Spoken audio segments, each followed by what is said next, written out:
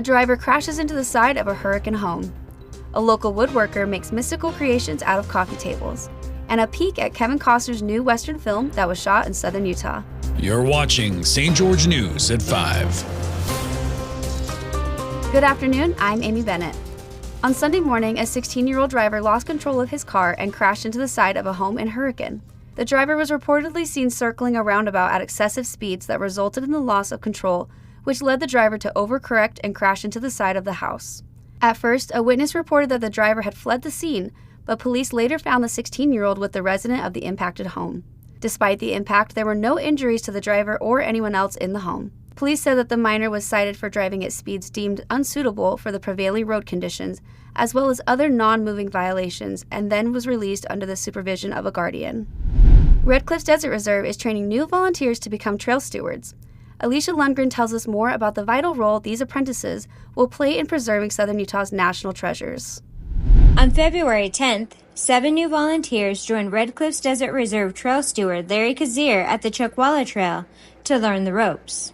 The steward's primary responsibility includes hiking reserve trails and submitting reports, documenting maintenance issues, the number of people encountered on the trail, and whether they were following reserve rules.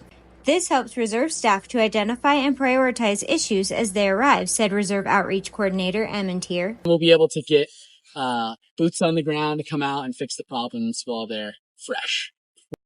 In 2023, the stewards donated over 1,500 hours of their time hiking over 91 separate trails and reporting more than 12,000 encounters with hikers, bikers, equestrians, and others. Thanks, Alicia. The Utah Tech University Jazz Ensemble is putting together a concert this Thursday, playing popular hits like Taylor Swift's song Cardigan and other classic hits from the world-renowned pianist and composer Duke Ellington. The group is led by Assistant Professor Glenn Webb, who aims to captivate the audience with a diverse selection of songs transcending genres. Don't miss out on the celebration of music with the Utah Tech Jazz Ensemble. Visit stgeorgenews.com for more information and to get tickets for the event. A carpenter in Tocqueville makes some unique furniture with drawers and compartments hidden in plain sight.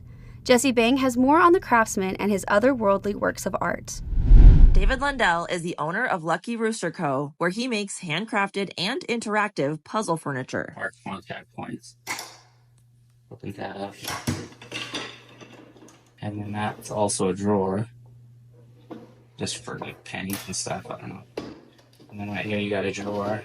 But if you turn that, I'll pop these out. And then if you turn that knob and look below, that pops down a little pop-down drawer right there. And on the side of it, got a little box in the back, a lock box. And if you shut it and turn that knob, it locks into the top drawer. And then I put a little back there. I keep getting requests for writing desks. So this one has a little platform that slides out and then sits on top there.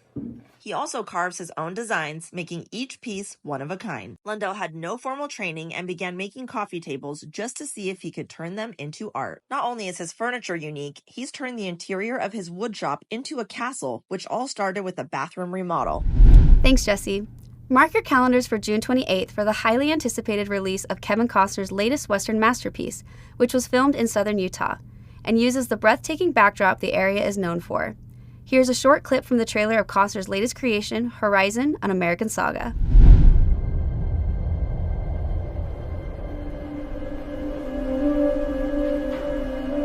You and I are standing guard in one of the last great open spaces.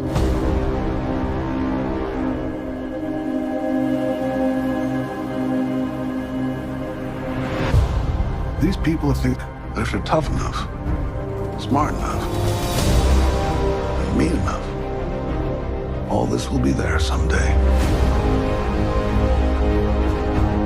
There's no army of this earth that's going to stop those wagons coming, little as they're wanted.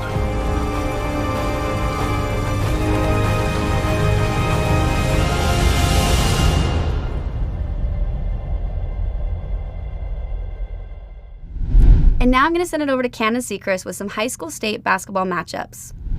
That's right, Amy. Snow Canyon and Dixie played again for the third time this year in the 4A boys quarterfinals. The Flyers got the best of the Warriors in the first 2 games during region play, but it's Snow Canyon that will be moving on to the semifinals after beating the Flyers 68-57.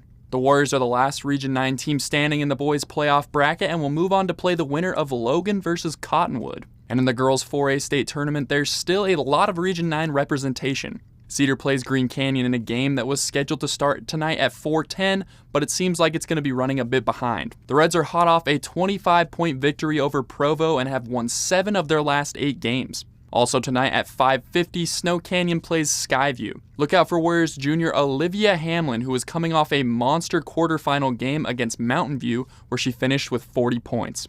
At 7:30, we've got the number 1 seed Ridgeline versus Dixie. The Flyers are looking to pull off a big upset over the Riverhawks, who have been on an absolute tear this year with a 22-2 record. And the last game tonight is a late one with the 5 seed Payson playing the 13 seed Desert Hills. The Thunder are coming off a huge win where they shocked everyone by beating the number 4 seed Cottonwood by just 1 point. Some great basketball games have already been played, and there are some great ones to come. And you can tune into all of these games live on the Fan Sports Network. Now back to you, Amy. Thank you for watching St. George News at 5. I'm Amy Bennett with St. George News, your number 1 source for local news. This has been St. George News at 5.